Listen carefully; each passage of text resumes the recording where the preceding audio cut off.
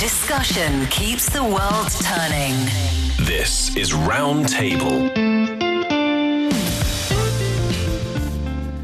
You're listening to RoundTable with myself, Heyang. I'm joined by Steve Hatherly and Yushun in the studio. Coming up, a broken heart won't kill you, but mending it requires delicate stitch work. A pint of ice cream, a rom-com, and a credit card may work for some. But now, more of the heartbroken are throwing traditional breakup cures out of the window for more nuanced, therapeutic, and may I say expensive approaches.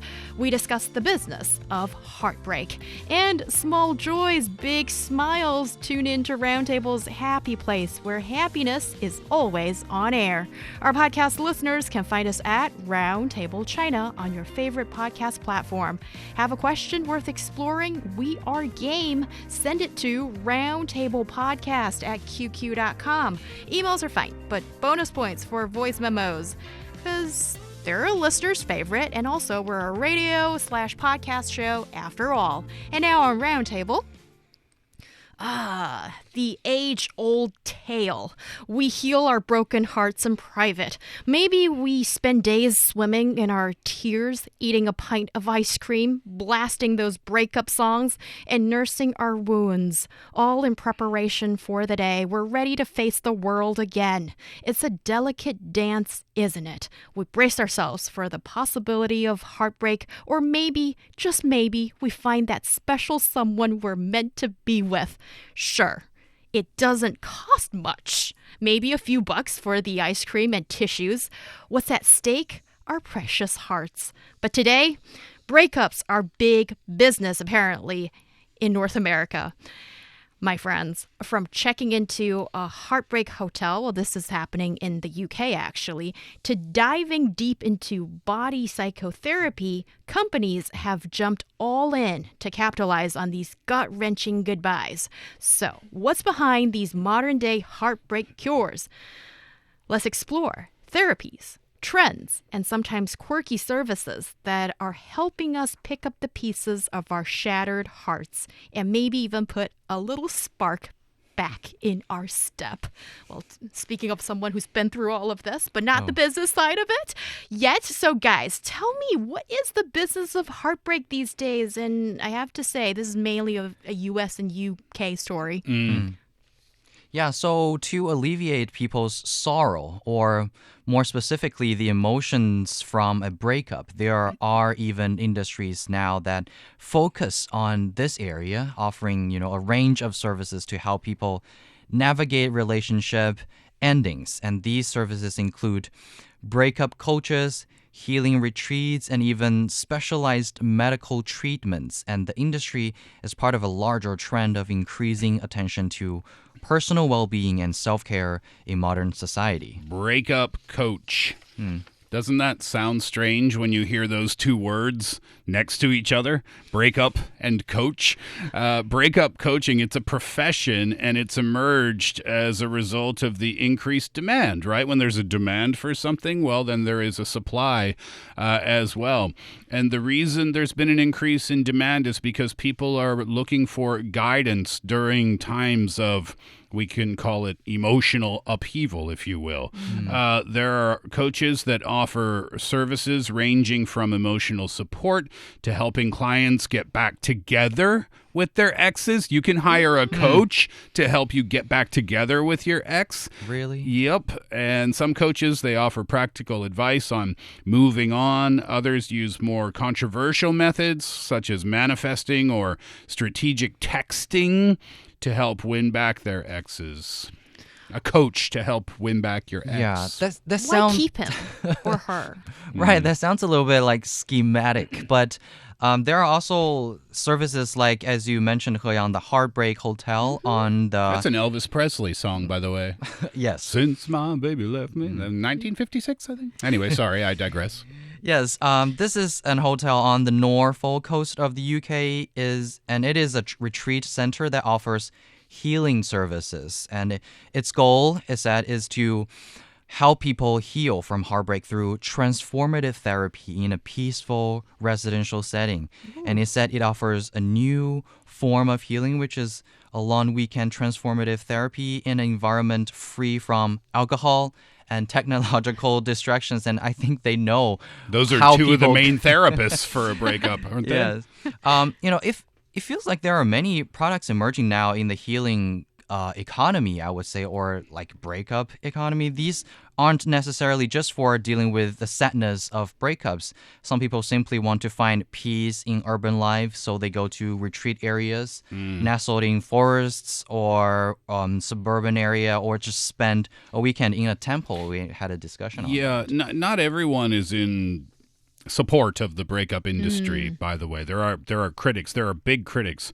One of them, for example, his name is John Markowitz. He's a psychiatrist, and he's really skeptical about framing breakups as traumatic experiences that require specialized treatments. And some of these specialized treatments are really serious. For example, EMDR, that's eye movement desensitization and reprocessing. This is a form of psychotherapy that might be used for PTSD, for example. I watched a video on this because I didn't know what it was, EMDR, and you sit with a therapist and they use different methods like eye movement. So what they did in the video was they ask you to think of a bad memory and how you associate that feeling with that, and then go from there, and the therapist will move his hand in a particular direction and you have to follow your eyes with it, with the hand movement. Then there's other practices like tapping when you're talking about your emotional pain in the past. So what John Markowitz is saying is that breakup isn't so traumatic that we need to associate a breakup with that level of therapy. And he thinks that certain businesses are taking advantage of people who are feeling vulnerable. Right. Well, I think there's a certain degree of truth to that. But also everybody's experience could be different. Maybe someone did go through some kind of abusive relationship or whatever it is, then maybe it qualifies. I'm not sure. But I think for most of the scenarios that one could envision, it's more like, well, I really have, the other way, traditional way of dealing with it, which is swimming in my sorrows and getting out of it myself. And I don't need to spend an extra dime on it, although it might take some time. And also, some people use shopping as therapy. Retail therapy. It's not great. But I'm not here to judge. And some people, you sort of just have to find ways to cope with that period of time. And as long as you stick around long enough, you'll finally eventually get out of it. Well, the divorce industry has been around for a long time in the United States. That has its own market value in the tens of billions of dollars. This is big business. Breakups, though, outside of the institution of marriage have gained a lot more attention in recent years. And I think this reflects, perhaps we could even say, societal changes on how people are viewing relationships. Some are taking it more seriously, some are taking it less seriously, but people seem to be acknowledging now. Because can't we agree on that? When we hear divorce, we do think that's traumatic. You go through a trauma. Maybe you need some therapy or some form of therapeutic help. But when people hear, oh, I broke up with my boyfriend or with my girlfriend, people react like, you'll get over it. So Interesting. they tend to dismiss it, right? But what we're seeing is they're tending not to be so dismissive anymore. Yeah, because as more couples choose to just live together rather than getting married, breakups are seen as just as significant and traumatic, as you said, as divorces. And especially when you have truly invested your emotions into this relationship, and perhaps your life plan is to gradually walk into marriage with this person. So this could be very serious. And as you said, the critics on these kind of things, because I was thinking, even just by thinking of it, it can be traumatic enough. And you need to describe all of these things. It could be very harmful. And Also, if you are just depend on these kind of external support too much, maybe over-reliance on these coaches or therapies may prevent individuals or you from building your own emotional resilience and your coping skills. Because I think, eventually the only one who can truly help you move on is yourself, and by genuinely getting over it. Yeah, and also I looked at the amount that's being charged here. A stay at the Heartbreak Hotel in England can run you around $3,000 for a weekend. And some of these breakup coaches can charge hundreds or thousands of dollars to work with them, depending on how many sessions you need. So the conclusion that the reporter at Marketplace who reported on this from America said that this is something that is targeting college-educated, upper-middle-class segment of the American population, or whoever wants to enjoy this kind of service and pay for it, obviously. So we can be as worried or not about this, but I think the amount of money that is charging is targeting certainly not everyone. Well, I mean, maybe they're charging so much because it's niche now. And those who don't know better that are paying for it? Well, again, that's being a little dismissive, isn't it? I'm not saying that I agree with price points, but if by that logic, then why do people get personal trainers at the gym? If it's something that they can do themselves. Well, the point is they can't, or they don't feel like they can do it themselves, so they get a guide, which is what a personal trainer is. This is kind of the same. It's just an emotional personal trainer, if you will. So to suggest that all breakups are equal, and to suggest that it should be easy to get over by yourself, I feel like that's a little bit dismissive, where it can be a traumatic experience for people. Well, I certainly think that it could or could not be. And even for divorces, some people might even argue you call that traumatic according to that person's experience. Maybe it's going overboard. So I respect everybody's own situation. But when it comes to these kind of services, yes, sometimes it's not necessary. Sometimes it's like maybe it takes a year for you to get over it. It might take maybe a month for you to learn how to properly lift these weights without breaking your back. And having a professional to help you and save you time and give you guidance, that's great. But with these breakup coaches or services that are available, strategic texting. Yeah, do they really know what they're teaching and guiding their clients? Yeah, I mean, I guess you'd want to make sure that who you're hiring is qualified to do that. On the topic of services available, do you want to hear a couple of more fun examples? Oh, yes, please. Moving out services. Now, we know that we can go on to an app somewhere or make a phone call and hire a company to come in and move our plates and forks and clothing and furniture for us. But they also have moving out services for someone who has just gone through a breakup. Oh. Now, how might that be different? Well, doing that, they help to divide possessions, and in the moving out scenario, they know that it's a very sensitive and discreet situation. So there's a company called Onward, and they help clients transition smoothly without adding to the emotional burden that is the breakup.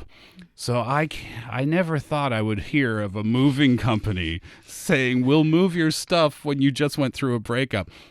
That might be an example of trying to take advantage of someone, I think. When hearing this, I was thinking, will they just perfectly cut your photos into half and not letting you realize this is an old photo or something? But I should not make fun of it. This could be something like some people really need. And but I was thinking, when you're just seeing some people moving out your stuff out of the house, it can be harmful enough and remind you some of kind of things. So Of course, when we're saying like building up a regulation kind of thing or establish clear credentials is something that this kind of industry really need, or the industry would benefit from more standardized training and certification for these coaches or just companies. Yeah, what you just said, Yushun, it sort of rings back. At the time, it was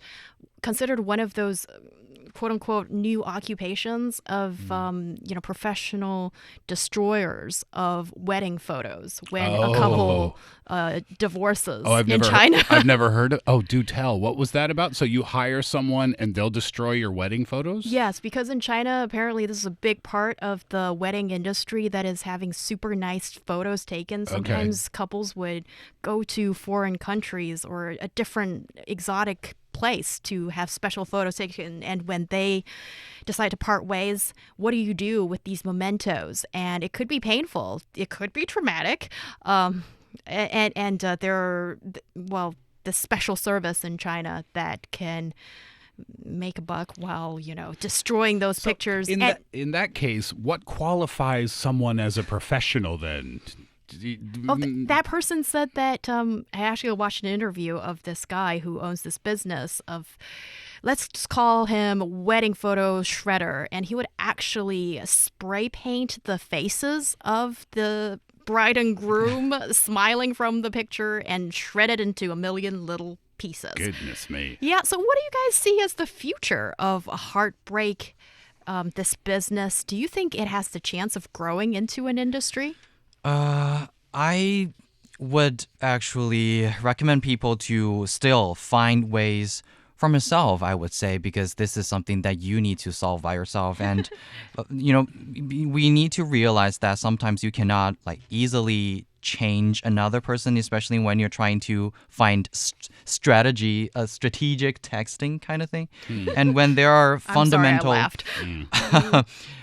differences between you two, and leaving might be the right choice if we're talking about just breakups, because the time and energy you spend on finding someone new may be less than what you would invest in trying to change or salvage the current relationship. And of course, this is assuming that you two are completely in different worlds. Although most people may not experience that, walking out of a toxic relationship should be something to celebrate. Yes, I absolutely agree with that. In terms of the future, though, perhaps AI, breakup coaches, apps powered by AI that could offer personalized breakup advice and support in real time, right? If you call your breakup coach and they're in a meeting, well, then they can't take your call. But if you had an app with an AI coach, well, they respond immediately, right? So that might be something that we see in the future. Or perhaps virtual reality healing, where you have immersive VR experiences that are designed to help get you through some emotional difficulty. The reason why I sort of let out a major gasp of air just now was I thought, Steve, you were suggesting that AI will help you break up in the future, as in, instead of getting the bad news through a text message, which is horrible. You get an AI bot. I hate that. The breakup bot. I don't like that at all. Coming up next, welcome to the happiest corner on the airwaves, RoundTable's Happy Place. Delivery. What is it? Happiness from RoundTable. Yushun, what is your happy place? Is it CES? It's not, but I think it has something to do a little bit with our second topic. I recently came across a book called Bright Star Green Light, written by Jonathan Bate, and its Chinese translation is titled, I Could Almost Spend My Life in Solitude. The book is subtitled The Beautiful Works and Damned Lives of John Keats and F. Scott Fitzgerald. They are also two famous literary figures. Yeah. And one review of this book resonated with me deeply. It stated that this is not just a dual biography, but also a philosophical reflection on lives. And the book reveals the profound connection and interplay between solitude and beauty in the lives of these two literary figures from different times and places. And it explores how they coexisted with solitude and how they created and reflected in its embrace, and how their works help us better understand the essence of life and the world and beauty. So recently I've also found myself like pondering this idea when spending time alone. While, we humans as social beings often find joy or security in companionship, but some periods of solitude can also help us or just be a source of energy and renewal. And sometimes solitude can be a moment of peace and an opportunity for self-reflection. So that's kind of my reflection on solitude. Thank you And so loneliness? much. Oh, well, in the future we might have a topic coming up about loneliness. Thank you so much for sharing that happy place of yours, Yushun. And what about you, Steve? My happy place is a film that I've been waiting to watch for a couple of years called The Whale. Have you heard of it before? It's a Darren Aronofsky movie. He was the director. He was the guy who directed Black Swan, if you know that movie. Anyway, this stars Brendan Fraser as an obese English teacher who is confined to his home because of his weight. He's 600 pounds, and he has all of the emotional difficulty that you might assume would come with a film like this. And I thought it was a fantastic work of art.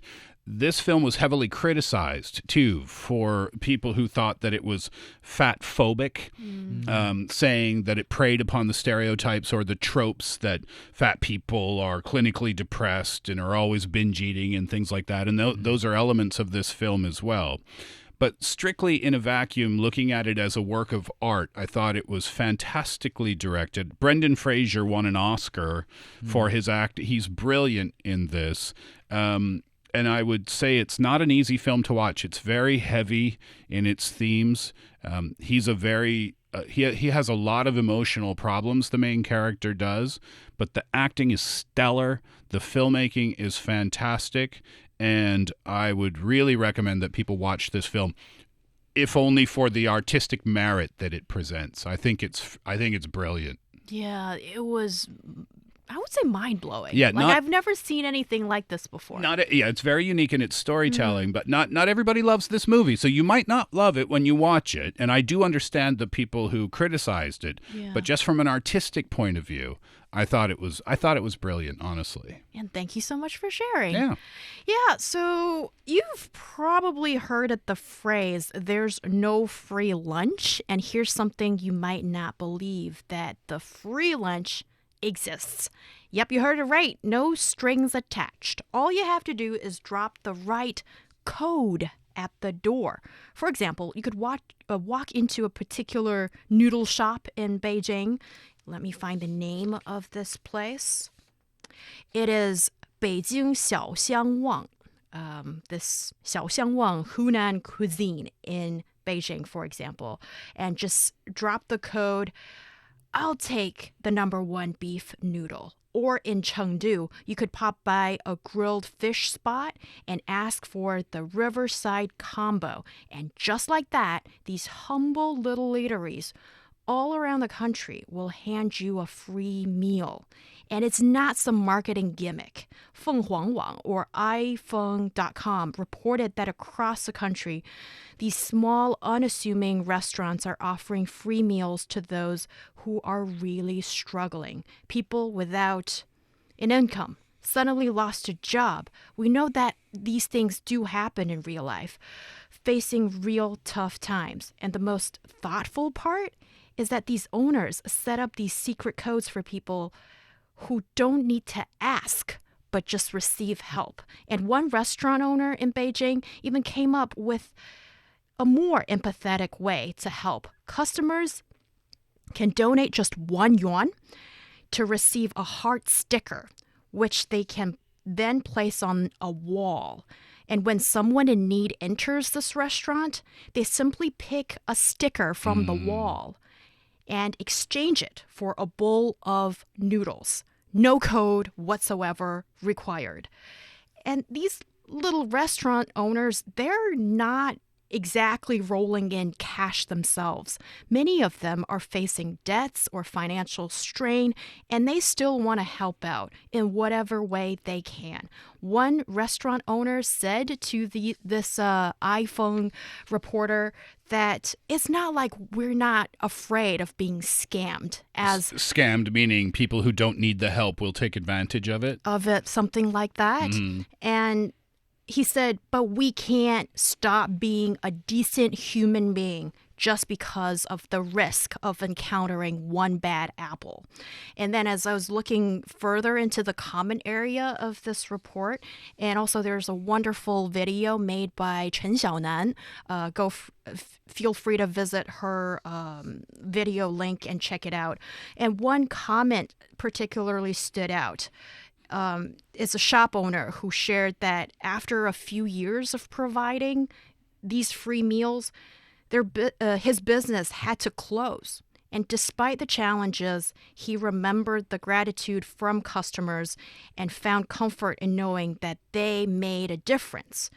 And he ended by saying, I'm struggling too, but I hope to rise again soon. Best wishes to you and me too. So this is not just one of those heartwarming stories. I think there's definitely the reality to it. And if you are somehow nearby one of these restaurants, I think it would be great if you could go support these small businesses.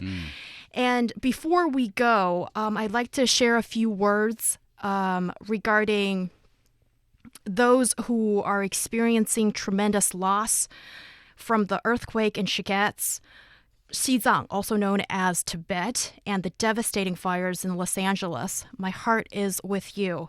Whether you're standing in the aftermath of the rubble of shattered earth or raging flames, the pain you face is unimaginable. But in both of these calamities, there are so many threads of unity, courage in the face of loss, resilience in the wake of destruction, and hope in the collective strength of those coming together to rebuild.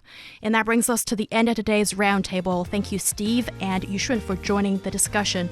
I'm Heyang. We'll see you next time.